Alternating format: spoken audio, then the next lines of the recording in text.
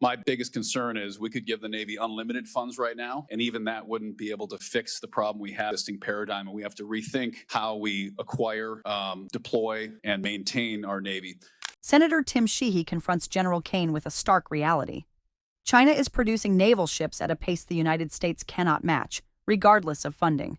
The exchange cuts straight to the heart of a long-standing failure in America's defense acquisition system, questioning whether outdated processes, rigid requirements, and risk-averse bureaucracy are leaving the U.S. Navy dangerously unprepared for a peer-to-peer competition with China. For General Caine, curious your thoughts. Now you're in the chair officially. China's building ships about 230 times faster than we do.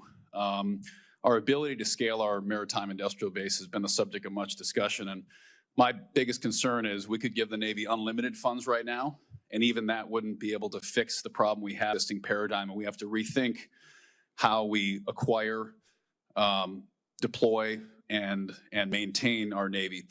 As we approach potentially a new CNO taking the seat here, what are we doing at the department level to explore alternative ways like leasing a Navy, giving private industry the incentive to build stable requirements, towards stable requirements with consistent engineering specs so that they can build to these requirements. Let private industry take some risk and extend themselves on this so we can benefit from the ability and the agility of private industry to solve problems quickly. Well, sir, thanks for your question. I share your concerns about how fast we're building ships. I'm encouraged, though, by the leadership that the Deputy Secretary of Defense, the Secretary of the Navy, the current acting CNO have all been leaning into this, as well as the other parts of the department, acquisition and sustainment, and research and engineering. You know, I've not heard yet on a leasing discussion. As you know, as a former aviation business owner, there's ops leases and things like that that offer capability at different models. There's been some experience of that on the Hill before. I'm thinking back to Senator McCain had some strong views on leasing in a prior life, but I would defer that conversation to our OSD colleagues, sir, who would drive that. Okay. Well, I think we have to think outside the box, and that's true on all defense acquisition programs, and I welcome either of your thoughts as well. You know, Senator Warren and I actually have recently partnered on an initiative that is praising what Secretary Driscoll's done at the Army side to expand the flexibility of the services to have more alternative pathways. I go back to our MRAP program about 15 years ago, a program which saved my life and the lives of many other servicemen, I'm sure in this room as well.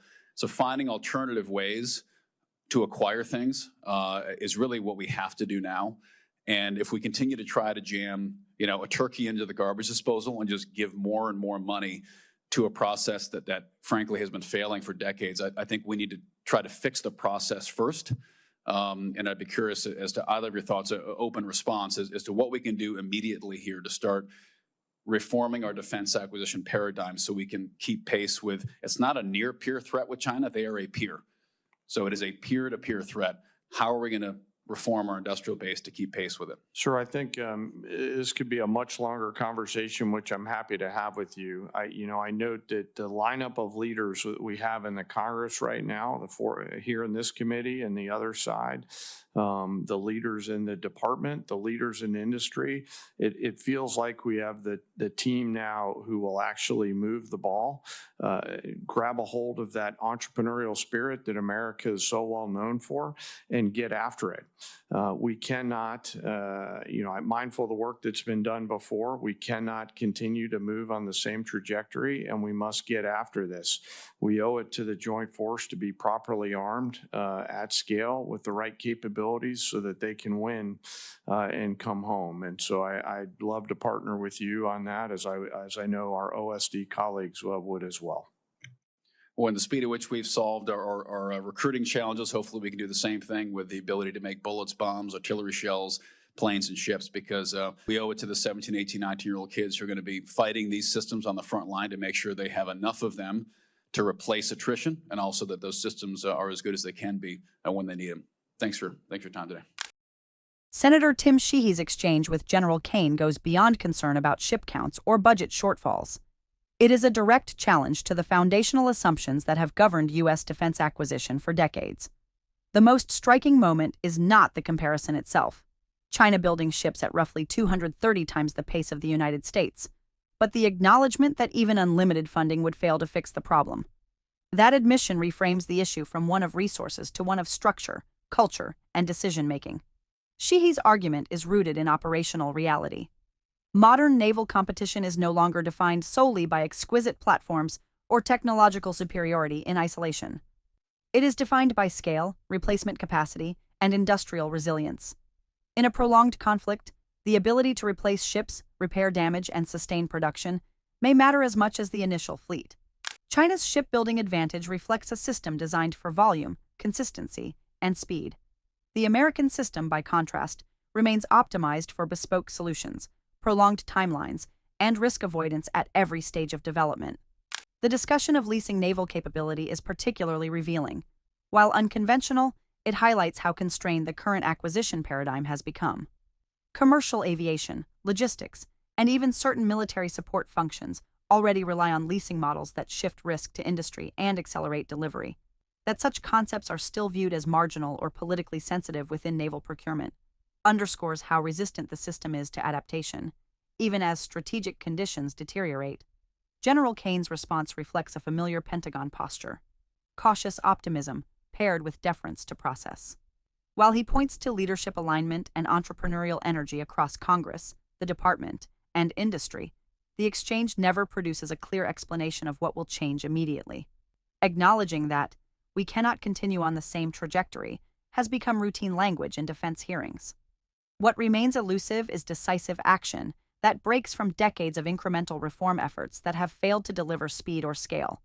Sheehy's reference to the MRAP program is a pointed reminder that rapid acquisition is possible when institutional incentives align with battlefield urgency. That program bypassed traditional pathways, accepted managed risk, and delivered life-saving capability in record time. The contrast with today's naval procurement highlights an uncomfortable truth. Urgency is often rhetorical until lives are visibly at stake. In a potential conflict with China, waiting for that moment would be strategically catastrophic. The senator's framing of China as a peer, not a near peer, also carries weight. It rejects complacency and forces a reassessment of timelines. A peer competitor demands parity not just in technology, but in production capacity. Without reforming how requirements are written, how contracts are structured, and how industry is incentivized, the United States risks entering a future conflict with superior concepts but insufficient mass. Perhaps most compelling is Sheehy's closing focus on the human cost. Behind every ship, shell, or aircraft is a young service member expected to fight with what the nation provides. Failing to modernize the industrial base is not an abstract policy failure. It is a direct gamble with the lives of 17, 18, and 19-year-olds sent into harm's way. Speed in recruiting means little if production cannot sustain attrition or replace losses at scale. This exchange exposes a growing gap between strategic rhetoric and industrial reality. The United States still possesses unmatched talent, capital, and innovation potential. What remains in question is whether its defense institutions are willing to relinquish outdated processes, tolerate calculated risk, and empower industry to move at the pace modern warfare demands. Without that shift, China's shipbuilding advantage will continue to widen, not because America lacks capability, but because it lacks urgency in reforming the system that delivers it.